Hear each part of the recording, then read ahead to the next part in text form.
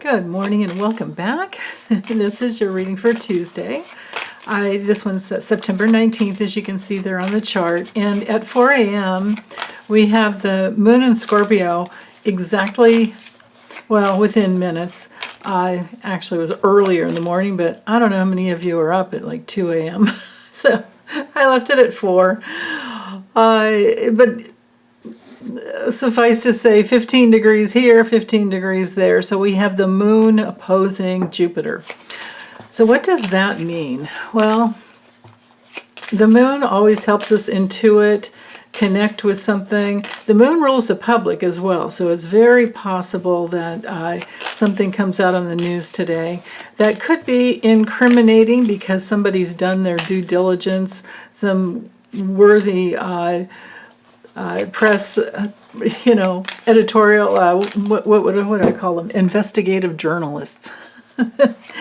Maybe there's some big news dump about someone who's corrupt, or it could be that, well, for us personally, let's just stick with that, because I think I do enough of the political possibilities with the weekly astrological transits. So the moon in Scorpio here brings through an emotional wanting, or a feeling, a good feeling, because emotional can come from reaction, but when feelings come through, they're usually pretty pure. Like, that's the difference between emotional reaction and just pure feelings that guide you towards something.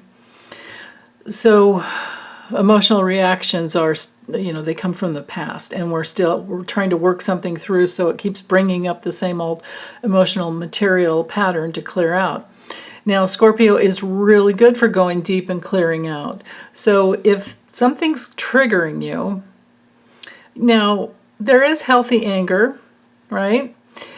And it helps to set boundaries. And if that's what is needed, today would be perfect for it, because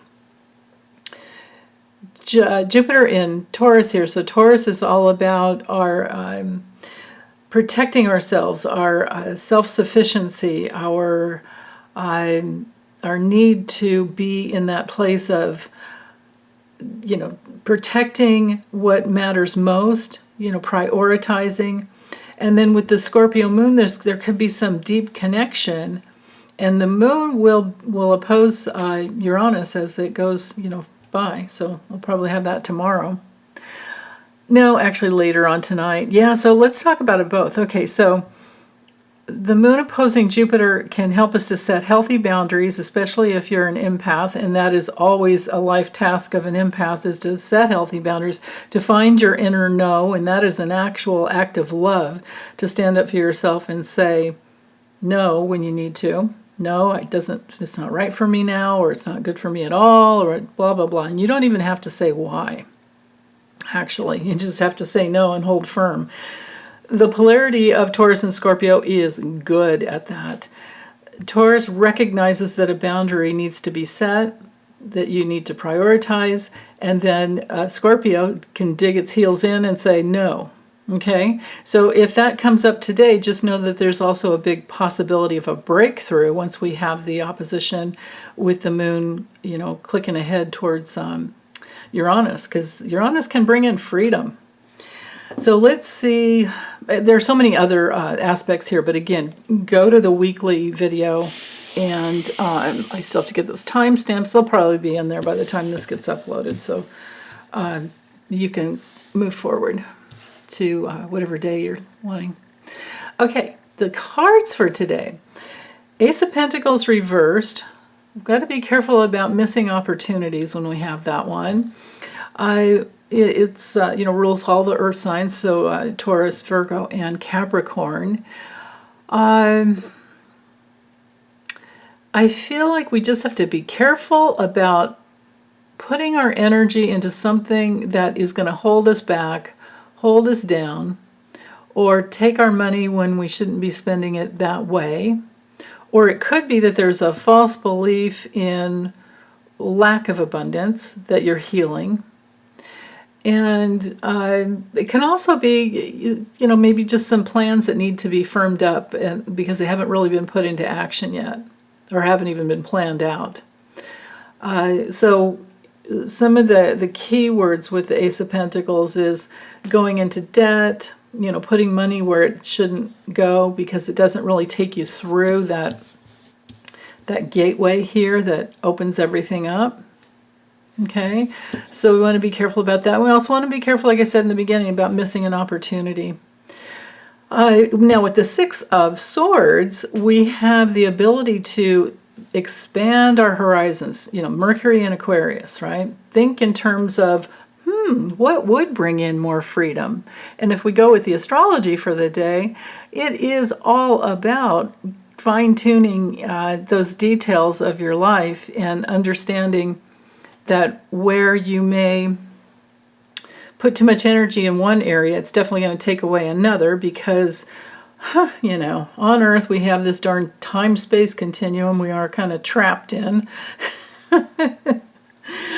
But if we can open up our perception to an easier flow, like notice how the waves here are pretty choppy and that's where they've come from.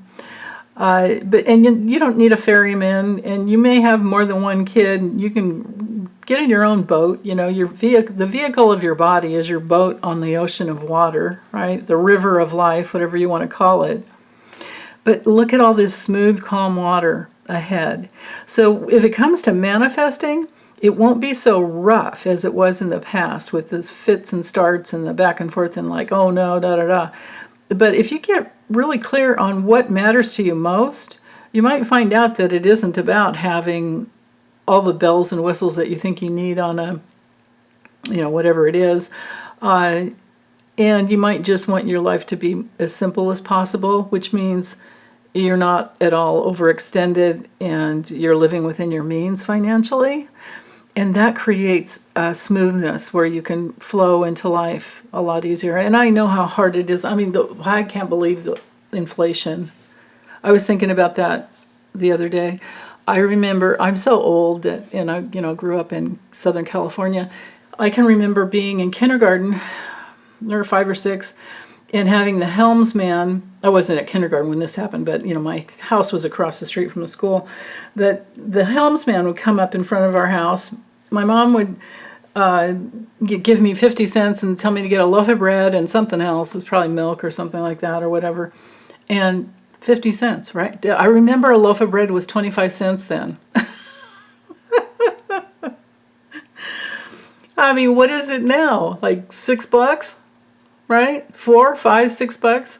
And how many of us can't even handle gluten anymore either? So there's that.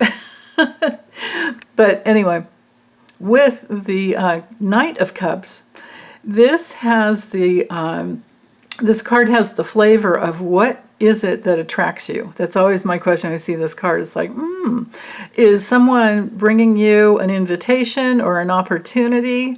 And is this person trustworthy? Well, when it's straight up, it is. So trust what you're attracted to is what I'm hearing for us personally.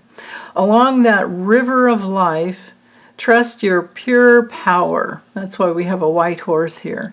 And maybe you don't need all that damn armor, right? Reminds me of a good book from years ago, Knights Without Armor. It's for men, though. But it could be for women, too. But yeah, so go towards what you're willing to do for free.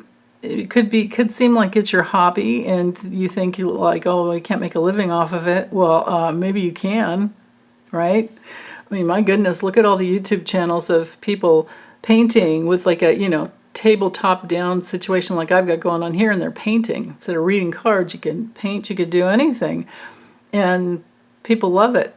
They even do work on their iPads, even coloring. It's like it's relaxing for people to watch creativity happening, and it nurtures your own, creator within. So whatever nurtures your own creator within, believe in yourself and move in that direction, and that will bring in that smoother water. And while you're working on that new creative thing, just be careful about going too far in debt to bring it through.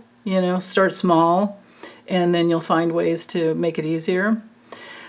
And then also, another big thing with the Ace of Pentacles, because I always tend to like to look towards the spiritual law within the cards. This card, to me, when it's reversed, has everything to do with the